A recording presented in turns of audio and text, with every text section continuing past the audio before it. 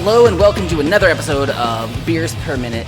This one is a fun one because we just got done with the Elvis show, the Elvis Tribute Artist show, and I have with me Elvis himself.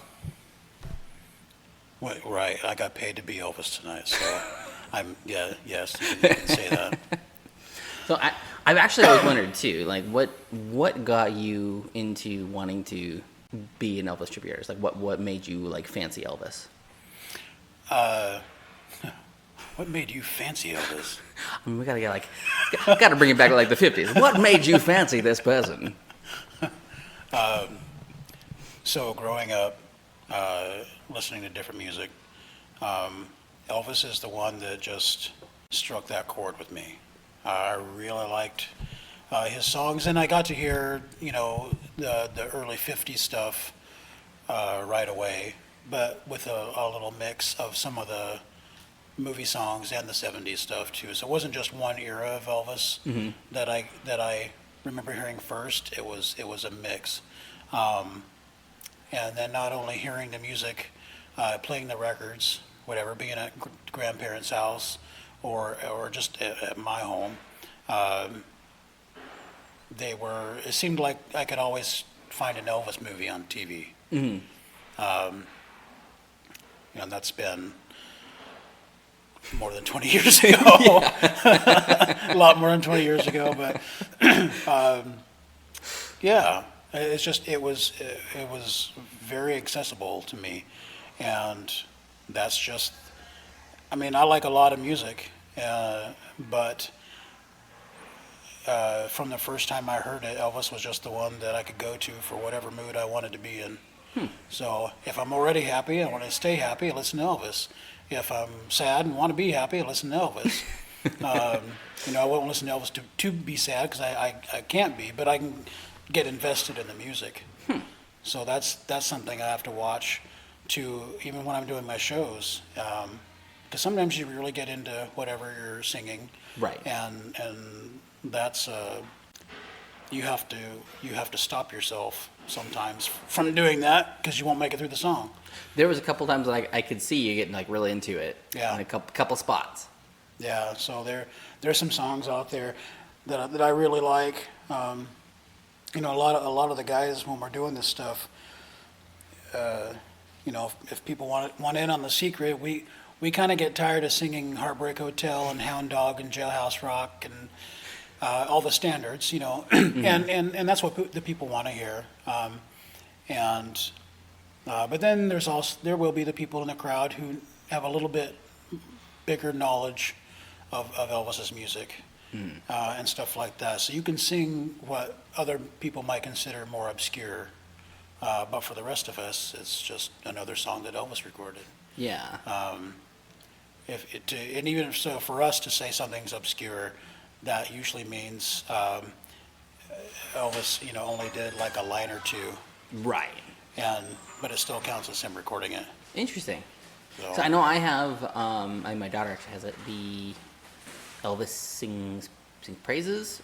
It's his gospel album or something. It's a blue album. I forget the exact name, but it's got like a picture of him and like a church chapel on it. Yeah, so it's a whole gospel album. It's like How Great Thou Art or Peace in the Valley. Yeah. And it's actually like that's a good. Is it a CD thing? No, this is vinyl. Oh, okay. This is an old. This is like vinyl. a two vinyl. It's a single. Okay. Yeah, and it's one of Riley's favorites. Oh, really? He's got some good ones on there. He does well, and his gospel music is the only music that the industry awarded him for. Really? Elvis has 3 Grammys, and they're all for his gospel music, and 2 of them are for the same album. Because one was for the album, and for that How Great Thou Art album, and then another Grammy was for How Great Thou Art as a single, and then he's got the other Grammy too. Oh, interesting. I didn't know that. Yeah, but it's only for his gospel stuff. Weird. And all of his other stuff was really good. And yeah, I mean, he's got now it's 31 or 32 number 1 hits.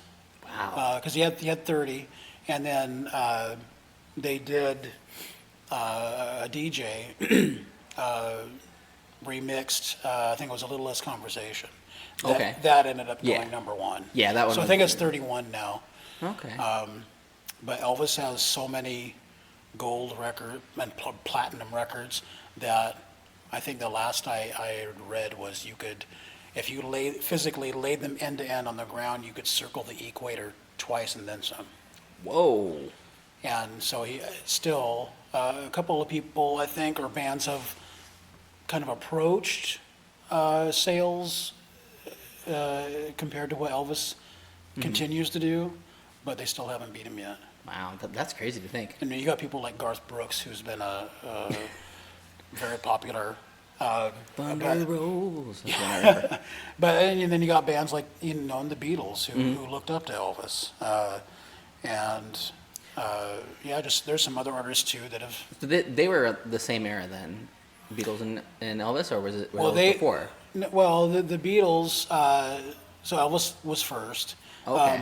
And then when the Beatles started, they were dressing like Elvis. They were wearing leather jackets. They did their hair like Elvis. 50s, Yeah, that kind of thing. And like almost like punky, like first punk stuff. Yeah, it was punky, but it was also still that 50s rock and roll, greaser look. I could pull that off usually, but not tonight. But. Greasy and greaser are two different. I've moved past the greasy part. But yeah, they really wanted to emulate Elvis like that, but their manager and producers made them put on suits and do their bowl cuts. Oh, when they came over to the U.S. I did not know clean that. cut image, yeah. So they Beatles really were there like in the '60s. So the Beatles and also Jerry Lee Lewis. Around that same time, and that's when Elvis was going into the Army. Oh, I didn't know that. So did his music start after he was in the Army, or was it before that? Elvis's? Yeah. So Elvis started in the 50s. Okay. Okay. He went into the military in like what was it, 62? Oh, 60, really? Yeah. So he was already established in the music business. Yeah. When he did that. I did not know that. And he was stationed in Germany. Now, one of the things that benefited Elvis was his manager, Colonel Parker, had him record some songs before he left. Oh. And so while Elvis was away, he really wasn't away back home musically, because every so often the Colonel would just release another song. And that's really ingenious. Yeah. Like, that's very, very good. So he made sure that Elvis was. It was almost like he was not out of the States. He just wasn't performing live. Right. Yeah. Oh, okay. Yeah. So he spent his time in Germany and just doing the Army thing. He should do like one tour, 4 years or whatever. I forget how long he was over there. It's been a long night. That's really interesting. I didn't know that he actually went in while he was doing his music career. Yeah. So he had 2 movies about the Army, or there's GI Blues. I think that's the one I know. Like that's the main one. Okay, yeah. So in that one, you can you actually see him like driving a tank and and doing some other stuff like that. Now, in some of the other films, he's not necessarily in the Army, but he's some branch of the military. But they don't focus so much on the military aspect. It's just him in a military uniform. Right. And they're like, oh, he's either on leave or now he's home. Blue Hawaii is a very popular, probably one of 2 most popular films. That and Viva Las Vegas are the 2 big films everybody knows. But Blue Hawaii, he had just come home from the Army. Angela Lansbury, who was actually close to the same age as Elvis, played his mom in that film.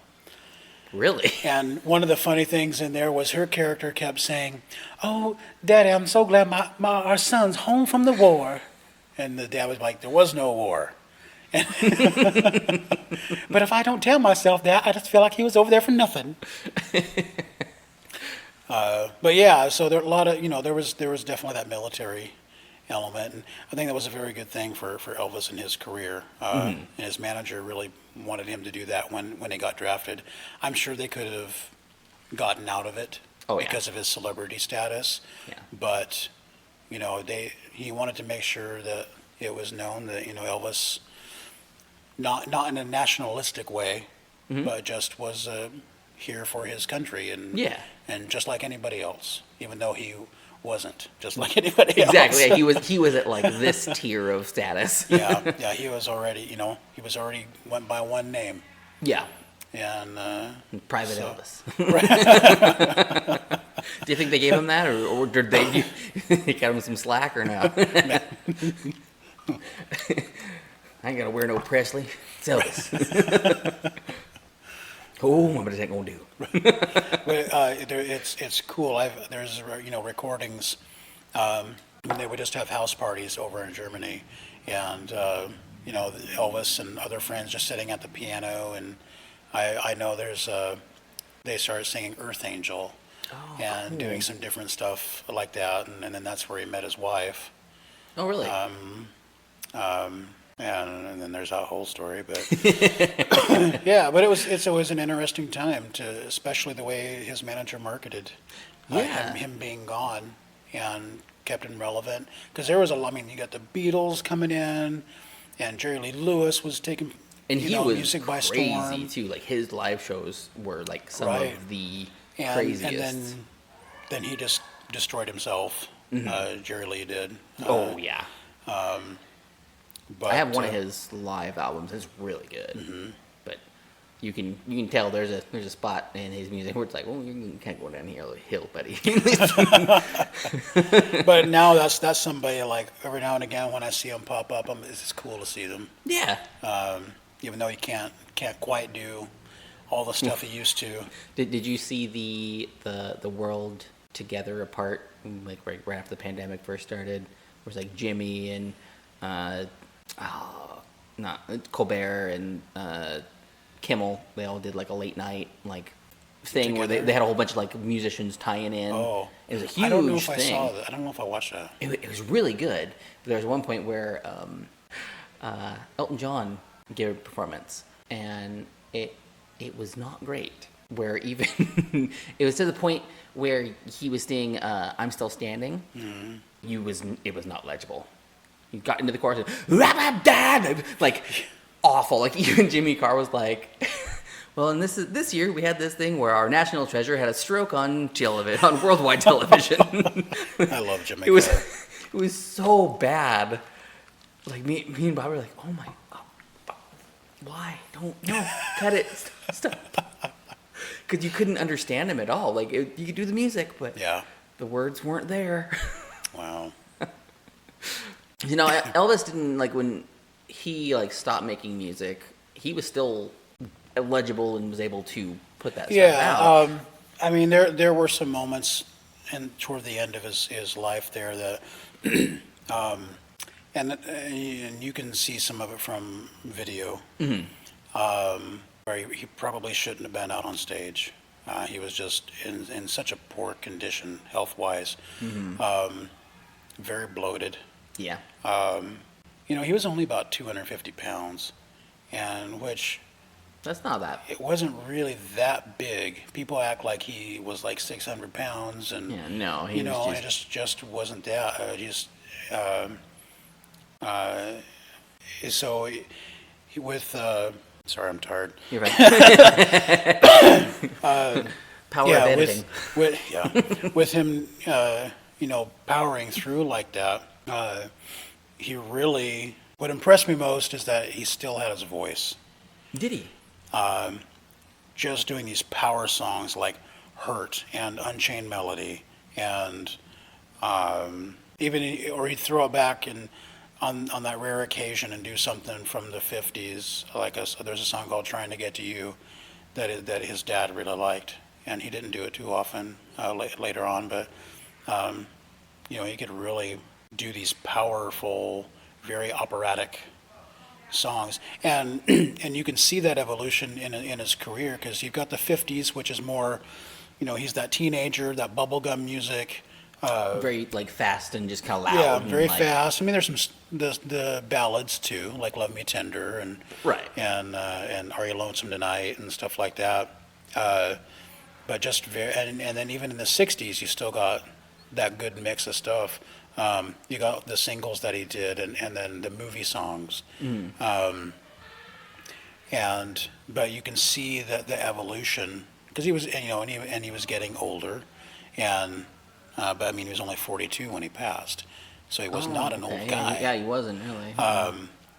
But by his early 40s, and being in the 70s, and being in the jumpsuit and all that, his voice just got so much richer and stronger, and he may not have looked the best that last year and a half, but man, he could still sing. His voice was still there. And that's awesome. And depending on what the songs were, he would forget words sometimes.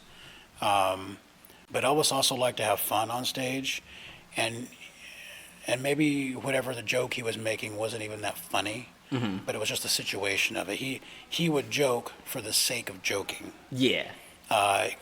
So it wasn't necessarily telling a joke or doing something that funny, but it was just he wanted to have fun on stage. He would just smile and laugh just because, and all the band members and stuff would do that in return. So it created this good vibe on stage. So if he did mess up, instead of just going, oh, I'm so sorry, you see me like this, or I'm sorry, he would just roll with it and make a joke out of it. Yeah. He get a little tongue-tied. And there's video of this from the last show that he did. Well, they took 2 or 3 shows, like Market Square Arena and I can't think of the other place, but it's in like West Virginia, Huntington, West Virginia. And they took those and then combined to make the video for the final show that they aired on television. Oh, cool.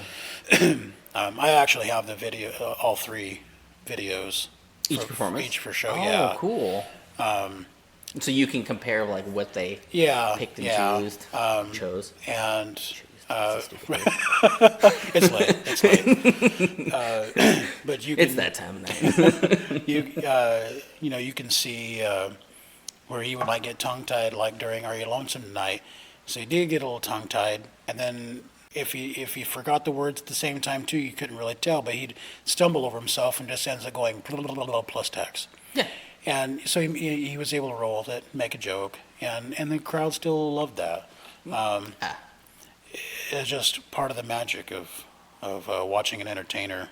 And it's because it was him. It wasn't because of what he was doing. Right. Because Elvis himself was a persona. Like, right. He was there bigger was than an life. air about it, and he had his costumes, he had his whole thing that he did on stage, and like. Well, there's such a cool evolution just to the costuming alone. Oh yeah. When in the '50s, Elvis was he's always been about flash. Bye. I'll enjoy my Jamba Juice tomorrow. I'll try to. I'll take a photo and send it to you. You better put my sticker on something cool. But in the '50s, wearing pink and black and that wasn't just looking like that wasn't. No, the guys didn't dress like that. No, flashy boy, right? And then his manager putting him in a gold lame outfit, which he didn't wear that much because he'd dance and there'd be thousands of dollars left in gold dust on the stage. Oh yeah, because back then it was like real. Yeah, stuff. it was the real deal. And guys up there sweeping it right. Yeah, you get every inch of the stage. And then getting into the '60s, he might have been doing, been in the military or away from whatever, and he was doing the movies then, which he didn't really enjoy a lot of. But really didn't? No. It was just kind of like that's the way. He was very interested in being an actor. And he really appreciated what actors could do, and he wanted to do serious acting, and his first film was a Western. It was originally titled The Reno Brothers, but once they realized that Elvis was going to be in the film, they're like, oh, well, he has to sing in it. So we're going to put this. So they renamed the film Love Me Tender, put that song in it, and we're playing off all of that. So you weren't quite at that the formula they fell into later on, where it became the musical comedies. Because this was a serious film. And his mom actually would not watch that film after the first viewing because his character dies in it. Oh, really? Yeah. But you do have that. You have that transition into the films where they just became the musical comedies. And it was all about him singing and everything. Right. It was. Yeah. It wasn't about him actually being a good actor. It was, Right. we're gonna have Elvis sing. Yep. It Right. was just a musical comedy, and and the thing was people were paying money to go see those films, Yeah. and they were making money. So Well, I mean, they were weren't- good. Yeah, They were. and he was contractually obligated to do those, so he had to fulfill. And Elvis's word meant something, and he worked on a handshake with his manager. Really? And Oh, never, so I didn't know that. Never fired him. Yeah, I mean, there were contracts later, but Yeah, the like initial the guy meeting that was he just- started with was the guy that he shook his kept hand, with. and that meant something. Yeah, especially back and- then. yeah, That was oh, like yeah. a big thing. But once you get into like 1968, when they do the comeback special, well, everybody knows it's the Singer special because Singer Sewing Machines was a sponsor. Okay. Nobody back then. It wasn't called the comeback special. It was the Singer special. It was supposed to be a Christmas special. That's what his manager wanted. And then the producer had different ideas. So they did one Christmas song. They did Blue Christmas. Okay. And that was it. Right. But that's when Elvis, you see him in that black leather outfit. Yeah. And his career had died down from the movies and things like that, and he just wasn't as popular as he was before. But after that special came out, it just skyrocketed him back into that limelight. And then in '69, he started playing. He was supposed to go on a world tour. His manager did not follow through with that because he was here illegally and couldn't go with him, and knew that if he did, he wouldn't be probably coming back to the States. Oh. And because it was supposed to be this big tour. Elvis had only been outside the U.S. like in the 50s. He went and sang some in Canada, and then that was it. Even in the military, he didn't go out of state from that? Not for musical performances. Oh, okay. For musical performances. Okay. Yeah, not as a performer. I mean, in the military, he was stationed in Germany. Oh, right. Yeah, you Yeah, said that. He was- and he did either vacation. but just like for the actual music For stuff, his he career. didn't Right, go out right. the US, No besides tours Canada. outside Okay. the U.S. And then, so in '69, he started playing Vegas, and then and he was wearing like these two-piece suits that were just black, and it was more like a karate gi, because he wanted something that he could move around in and stuff like that. And he was sleek like a cat during that time, Yeah. and he was just all over the stage and just, He was one of the ones that did work the stage. Like Yeah. he was all about crowd work. right. And and that's something I try to put into my own act. I try to use the stage and go out into the crowd, because unless I'm at a competition down south or some other place where there's that group of people that knows I'm here to recreate not just me but them too, Right. that come up to because most of the time you could go up to the stage when Elvis was performing. Yeah. You couldn't always. Sometimes there was a barrier, but a lot of times you could come up. And when I'm at a competition like back in Memphis, if it's a competition specifically, there's usually, you pick only one song to do any scarf stuff if you're doing a 70s Elvis. Right. But they know that when they see that, they will come up to the stage and they will, you can give them They'll have the crowd interaction. yeah, and you Yeah. can hand them a scarf, or they might hand you a rose as a Oh, give really? yeah, Oh, that's pretty cool. or whatever. But, you know, a lot of the crowds don't, you know, they usually stay where they're at. So I kind of have to go out into the crowd to get more of that audience interaction. Especially if it's a seated event. Right. Yeah. And like with the competition stuff, that is more for the general admission. Like they want to encourage that of Right. we're trying to recreate a Elvis performance. Right. So get into it. Yeah. Be there. Because you look at the old videos of like him and the Beatles and things like that. Those crowds were like the mosh pits that we have nowadays, which is crazy. Yeah. Like watching that kind of music get that reaction is like mind blowing to me. I'm like, why? Like, that ain't something to yell and scream about, start throwing fists. But at that point, that was it. Yeah. That was the music, and it did have that impact and that emotion to it. Because you know, being a musician too, like I appreciate all of the different styles that everybody does. Because I mean, Elvis kind of went up and down with a bunch of different stuff. Right. But pretty much every song I can appreciate, even if I don't like it. I can appreciate everything behind it because he does have the passion for it. It wasn't just like, oh, my record label's making me make this song. Right. It was, I want to do this song. And you can tell in his voice. Well, and that was the good thing too, was Elvis had a lot of control and more control even as time went on. He chose what he sang. Oh, cool. And and he didn't write a lot. Elvis did write Love Me Tender. He co-wrote Don't Be Cruel. Oh. And he helped with a couple other songs too. He just didn't care for it.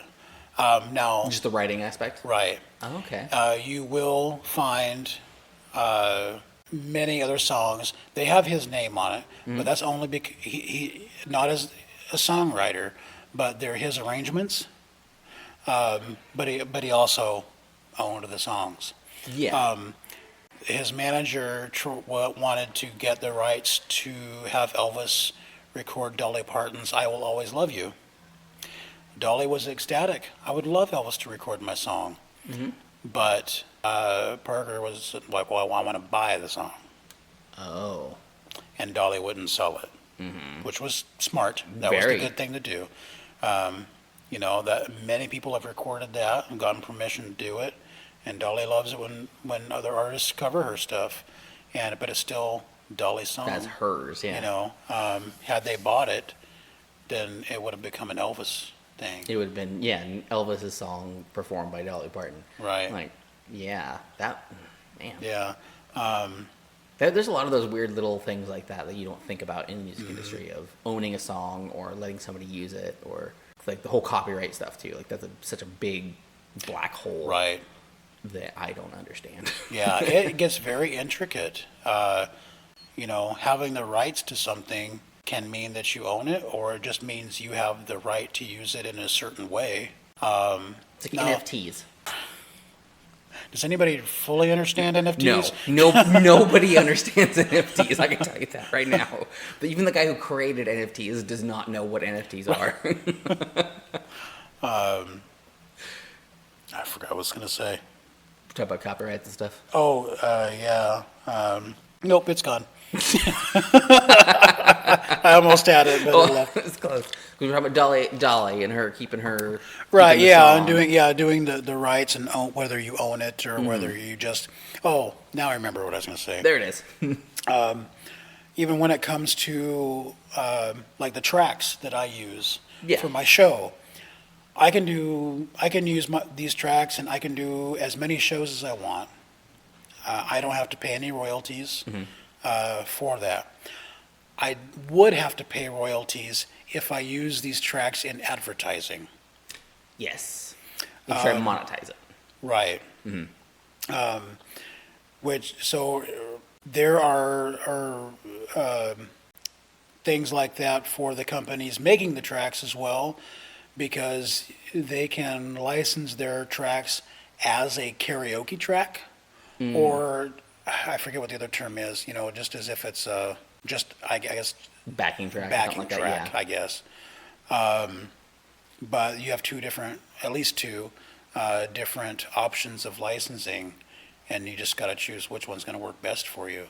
Now the tracks I use, I do not call them karaoke tracks, and I don't refer to them as karaoke tracks. A lot of these are just get better and better. And I had mentioned to you earlier about getting some tracks now out of a company in Canada they're on this album 5 now. I think that I'm waiting on to receive in the mail, and they're recreating these things note for note. They even have some of the original people that played with Elvis on some of these songs. Oh, that's so cool. Like one of Elvis's trumpet players is on some songs. The guy that, I think Walt Johnson is the trumpet player's name. Glenn D. Harden was Elvis's pianist, and he's on Interesting name for 3 it. or 4, right? Yeah, it was on like 3 or 4 songs, and still they're like, okay, now they're listening to the original recordings, and like, here's what we're recreating, and I mean, really getting intricate and breaking it down. So not only having to hear, but putting it on the computer and looking at the algorithm that comes out from the music. Oh yeah, all your different waveforms and stuff. Yeah. You got to get it just right. If you are trying to get that close to the original, there's a lot of work to go through. Yeah, and they I mean, painstakingly looking and at it and listening, and like, oh, I think the background vocals kind of went up a little bit right here, and somebody else might be like, are you sure? Because I think it was like here and here, and then they're like, oh, no, you're right. It's da da da da da da, and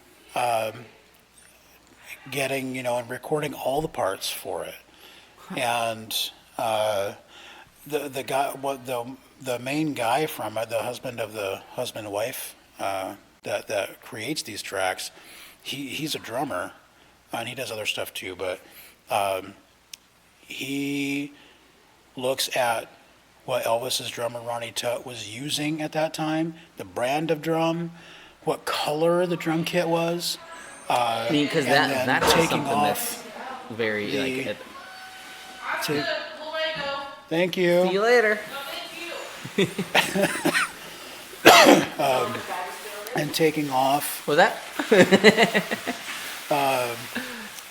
What he might have put a different skin on the drums to get a different sound, and what drumsticks are using. Well, and the color of it too depends on what era that one was made in, what year that was made in. Sometimes there's at least one occasion I know of where Elvis's drummer had something specially made.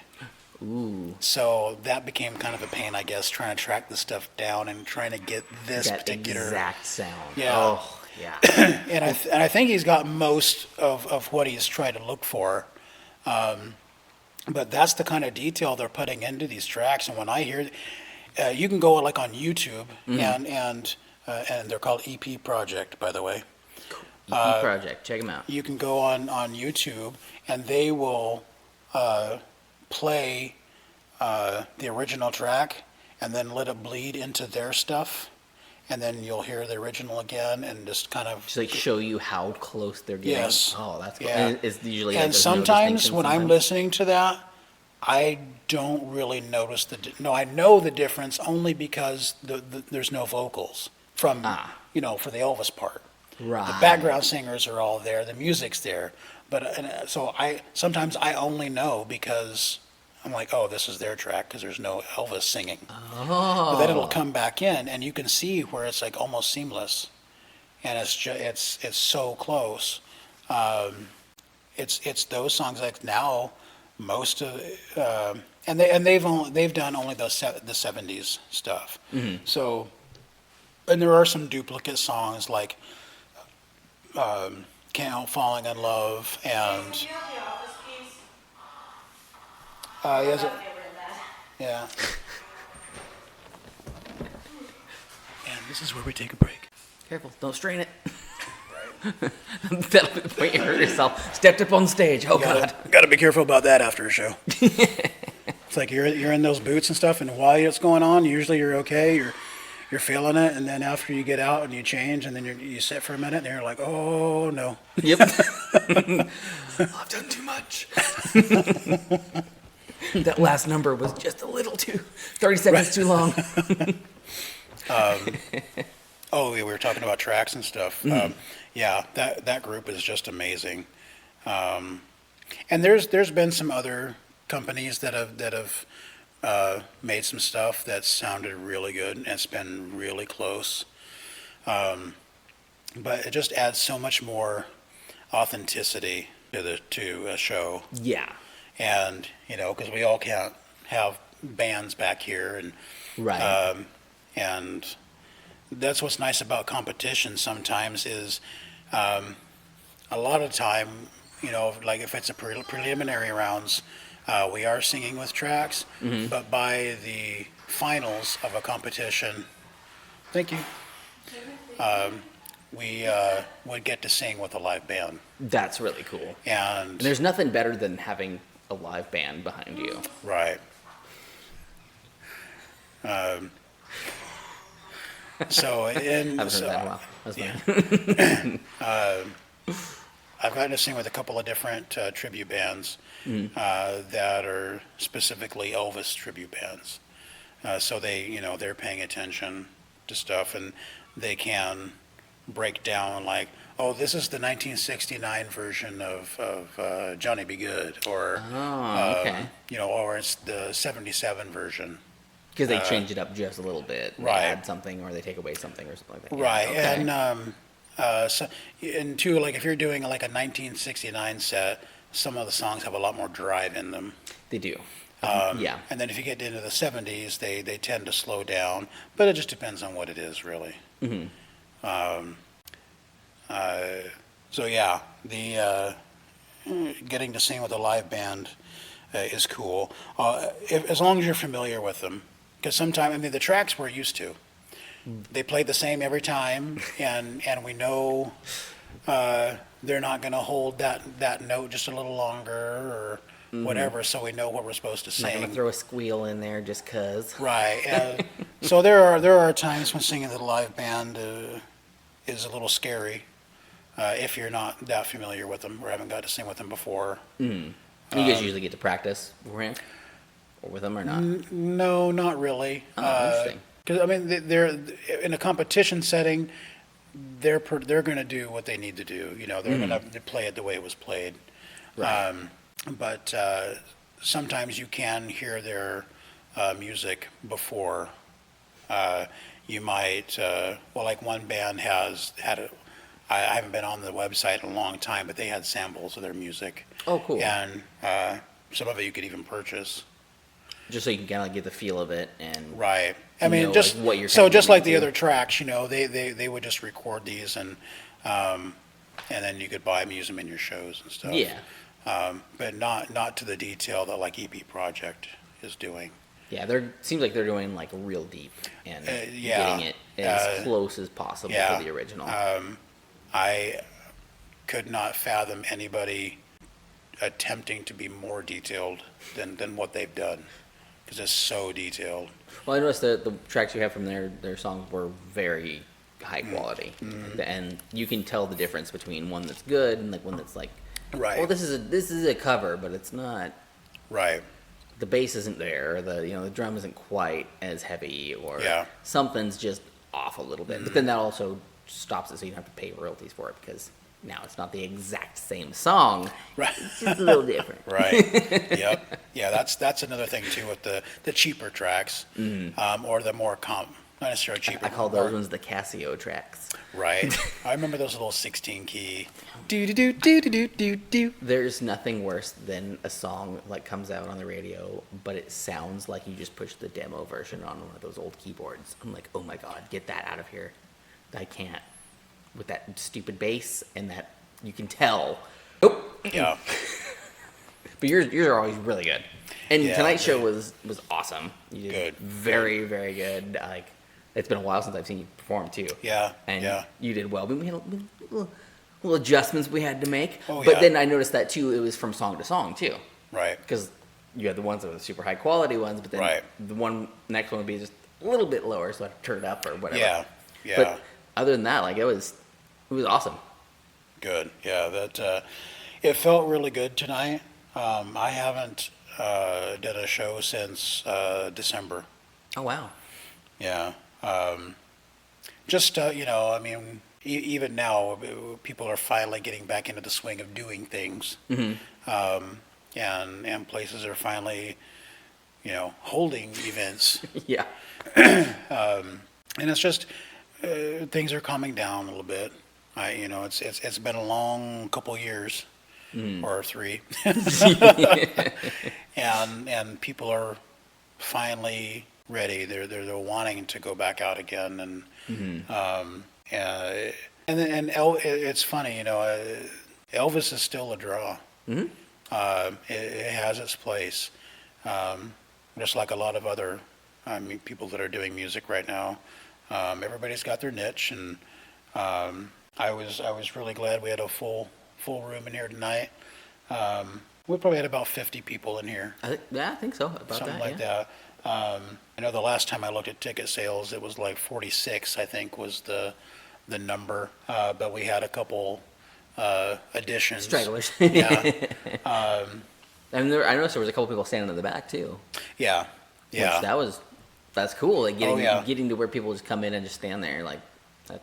Yeah. That's something. Oh yeah, and they stuck around for the whole thing, or so that's good. We had a similar deal. I don't remember if you ran sound for that show or not, but it was at the brewery in Raymond. Yes, I did that one. I won my flamingo shirt for that one. Well, you did one of them. I didn't do I've done like 3 I shows couldn't down do the there. Christmas one you did. I Right. wasn't available for that last one. The last one you did in Raymond. I wasn't available for that one. Right. But it was the one before But there was, that I did. well, I think it was like 2. There were 2 shows before. I think you did the first one. That might have been, yeah. Because I've done like 2 Christmas shows, Okay. and at least 1 regular One set. variety, yeah. Okay. And I think you were there for the first one. I think it was the first one, I believe. Yeah.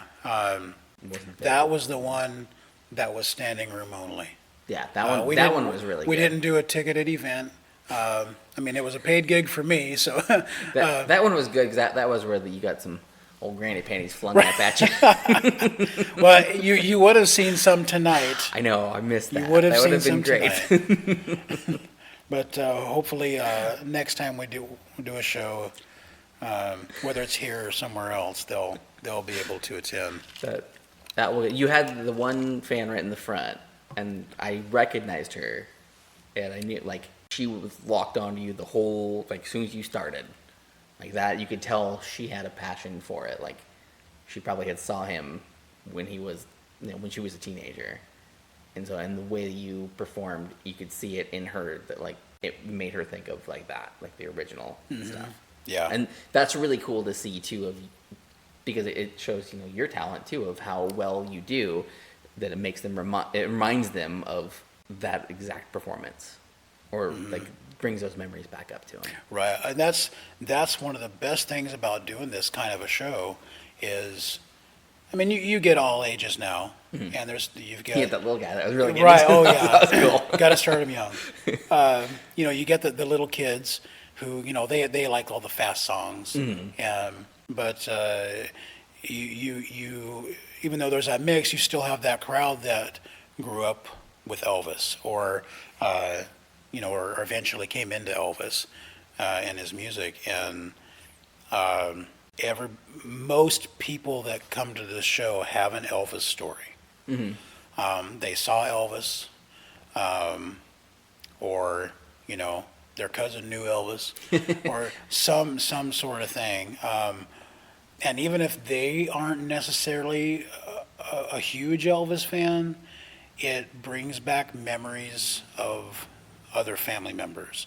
Their mom was a huge Elvis fan, or sometimes it's the dad. They're like, oh, my dad used to play Elvis all the time, and he happened to pass away a few years ago, and I was at the show and I just thought of stuff I hadn't thought about in a long time. And that has become part of why I do this, because it's not just saying "Watch me," and or and acting crazy. Yeah, exactly. Yeah. It's spreading that joy that people get from reliving that stuff. And I mean, same for me. I mean, I've got some songs that every now and again will be like, oh wow, that just made me think of being on whatever trip with Grandma and Grandpa, Right. or just sitting in their living room playing the 45s or the LPs on the old scratchy record player, and Bacon and eggs. right, and yeah, yeah. One of the best reactions that I immediately think of it. I did a show at a nursing home, and there was a lady. I can't remember exactly why I was at the nursing home, but I remember I happened to see somebody else that was a resident there, and went, "Oh yeah, she's here." And it was a customer that used to come in when I was working at the diner many years ago. Oh, okay. And I always loved to see her and her husband when they came in. And I saw her, and she was super excited. She's like, "What are you doing here?" And immediately I'm like, you know what? I'm gonna go talk to them right now and see if I can do a show here for you. So I went and talked to them, and they immediately were like, "Well, yeah." Do it. I didn't charge them anything. I just wanted to come do a show for the residents. Yeah. And mostly for the lady that I knew. So I was doing the show, and the lady that I knew was there and all that. But what really got me about that show was they wheeled in this one lady. I don't know how old she was, but I'm sure that her declined health made her look even older than she truly was. And even though she was in a motorized wheelchair, they still had to push her in. She was, legs were kind of crossed over at the ankles. Even her hands were kind of crossed over by the wrists. Her head was to the side, and she would only look down, and she did not move at all. Made no sounds, nothing. And after about the second song that I was doing, after she had come into the room, I had noticed her foot starting to go up and down, just moving at the ankle, and then pretty soon her hand, it was like, I think it was her left foot, because it was also her left hand that started moving a little bit, and then pretty soon her head turns and she was looking right at me. And after the show, I didn't get to talk to her, but the staff had come up to me, and I forget how long the lady had been there, but they had said that in all the time that this lady had been there, they had never seen that kind of movement and that kind of activity from her. But it was that music. Wow. So obviously it was her era. And it meant something to her. Right. That hit yeah, a specific nerve it with awoke her. and something in her, and you could see the life in her eyes again. But it was also the same show where somebody, a lady that I knew who was a resident there, whose daughter was also there with her, and says, I had just gotten through singing Blue Hawaii. She turns to her daughter and says, "When's he gonna sing Blue Hawaii?" And she goes, "He just did, Mom." And she goes, "He did? Well, it sure didn't sound like it." I love those memories too. It's awesome. Oh, that's great. So I get both reactions. You get the tender moments, and then you get the ones that right. just really stick with you. But that's so cool. But yeah, those are always a great time. But like I said, every time I do this, I get at least one Elvis story. I usually get more, but a performance doesn't go by where I don't get at least one Elvis story. But everybody usually always shares some memory Whether it was their own or like, oh, I remember being a kid and watching Elvis on TV, and I was so in love, and that was in the 70s, when the kid was, Yeah. that was in the 70s, not the older ones who were teenagers in the 50s and going goo-goo over Elvis and Right. getting Losing their minds. Yeah, and getting in trouble for it. There was a guy that told me that to this day he still doesn't talk to an old girlfriend, and this was a long time ago. He's they broke up and he got married later and whatever, and it's been many years, but even now they still like, oh hey, that's about all they say to each other, because when they were kids and dating, they were watching Love Me Tender, and when Elvis's character dies in it, she was in tears and he was laughing. Oh God. And she broke up with him over that, and that's that stuck. And wow. Talk about holding on to a grudge. right, right. Some of the other things that I, when it comes to breaking down barriers that people have, and it's usually the men, because they didn't like Elvis, Right. or they do like Elvis, but they instantly see someone like me who's doing a tribute show, and even though I'm trying to recreate and sound as much like Elvis as I can, and being in the authentic stage wear and whatnot, they automatically get a little bit of an attitude and go, oh, this guy thinks he's Elvis. Oh. So, but by the time my show is done and they hear how I talk about Elvis, and I don't refer to myself as Elvis. Yeah. Come on, like, it's me, baby. Right, yeah, exactly. But once they see the respect that I give to it, and yeah, I'm trying to recreate this illusion for you, and do this, by the end of it, they usually want to come up and shake my hand and tell me that they enjoyed the performance, and that they would come see me again. Then that shows the distinction between you're not you're a tribute artist and not an impersonator. Right. Because an impersonator is trying to be that person. Yeah, You're impersonating that. Yeah, and trying to and I do like that distinction. And it I shows used- too in your performance against others too, because others, like, they are trying to be him, and Right. even in their normal banter during songs, between songs, it's Right, and I will still, I'm just not completely in my normal voice. I will, because I'm in that mode. right. Yeah, I'm still, because it's part of, you don't want to completely destroy the persona. and that my you're- next song is gonna be Right. and then go back right down to the Yeah, so you still want that element there, but that's the other thing too, is you don't have to try that. I think impersonators try too hard sometimes. You don't have to try that hard, because if you're doing your job, Elvis is going to be there for you. yeah.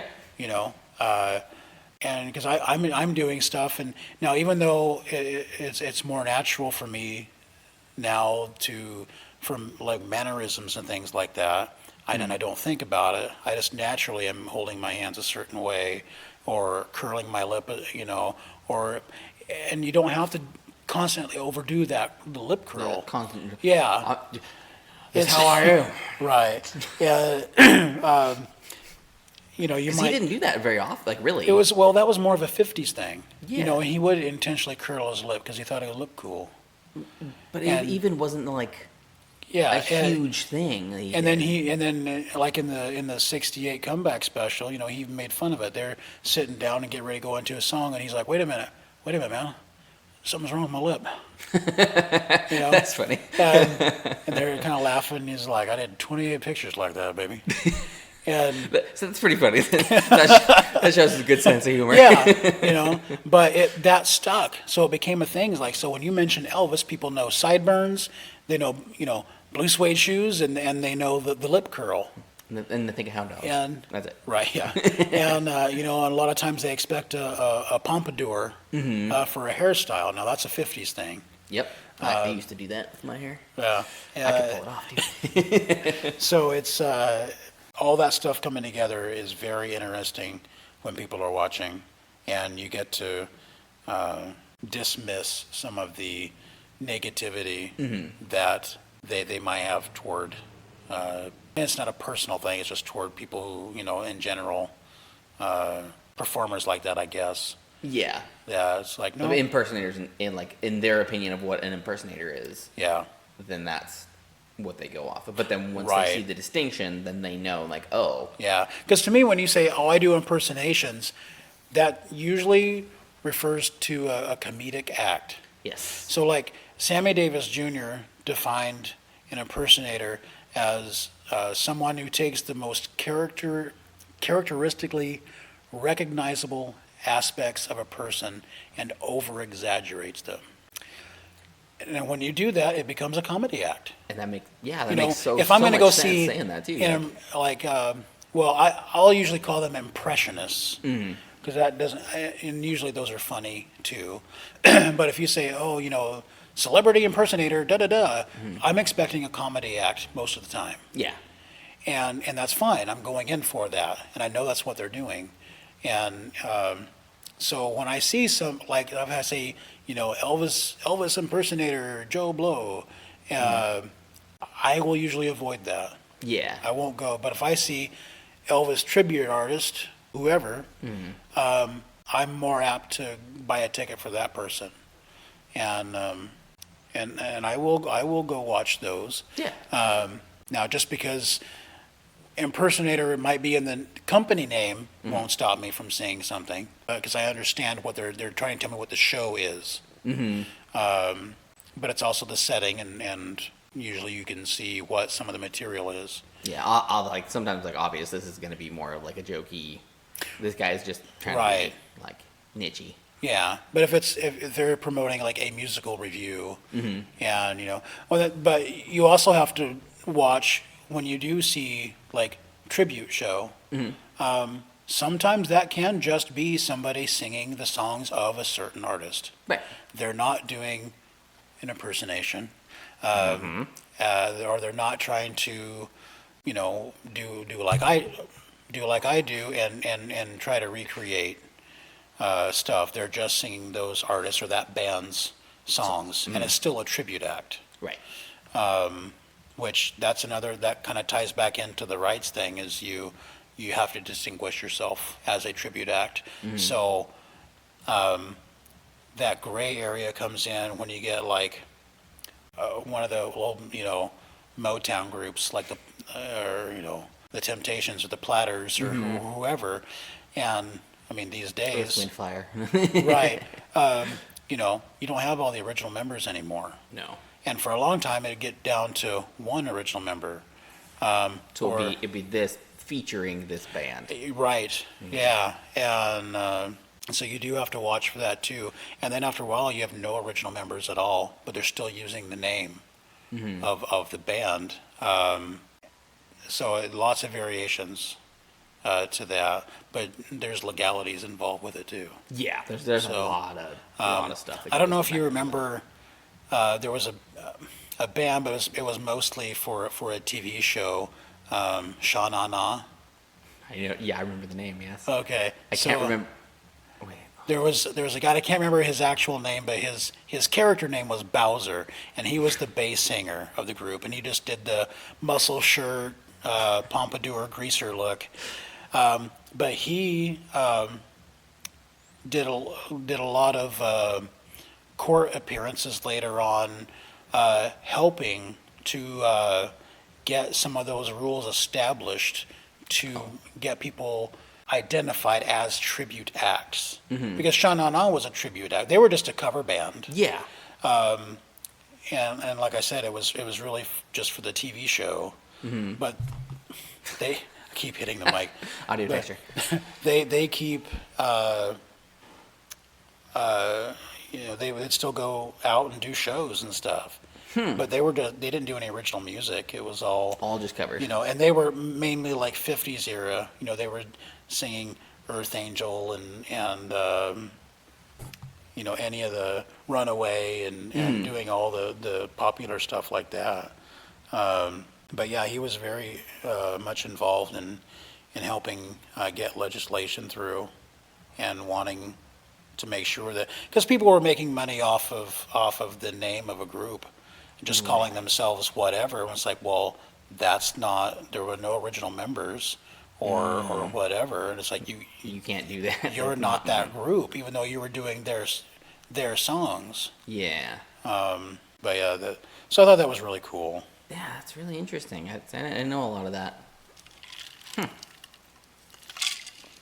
Well, I feel like we're getting close to time, so that's, I think that's a good spot to wrap up here. That tonight's show was awesome. It turned out real good. Good turnout. Come out to Wildman in Olympia, the gastropub, or go down to Raymond, go to the actual brewery, and see all the cool stuff going there. And you want to plug all your social stuff so people can keep in touch with you? Yeah. So following all the Elvis stuff, you can find me on Facebook, facebook.com/Elvis Tribute Artist Jason Whited. That the last name is Whited. We'll put a link too. Oh yeah. Okay. And I just have a personal account on Instagram, but I will promote the Elvis stuff through there. You can, when I'm not doing the Elvis gig or the day job, I'm an actor.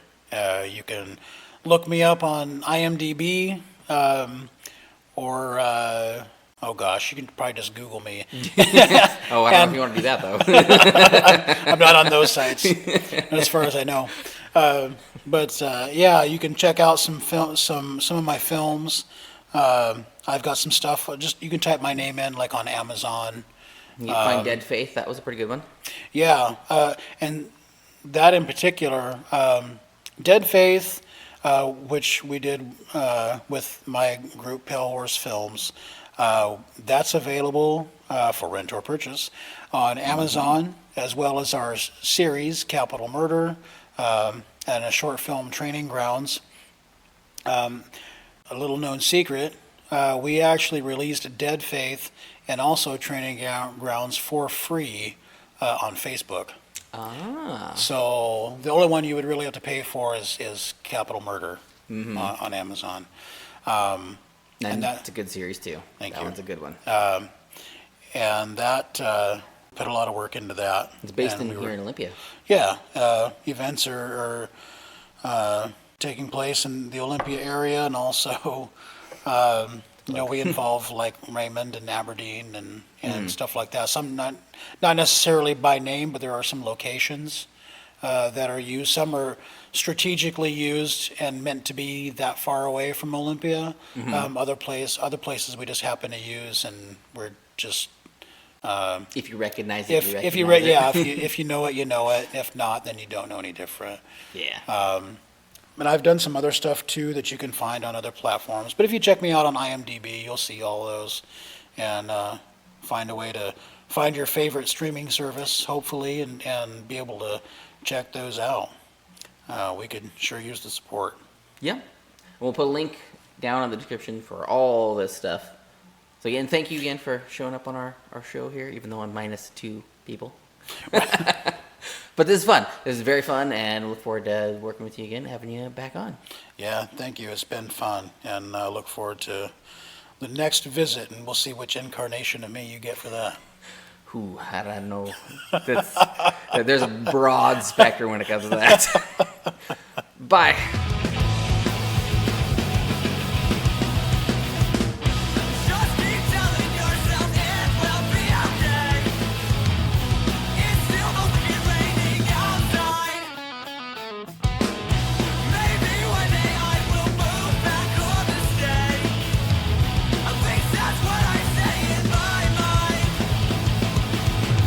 Beers Per Minute has been presented by Stupid Mythic Forest.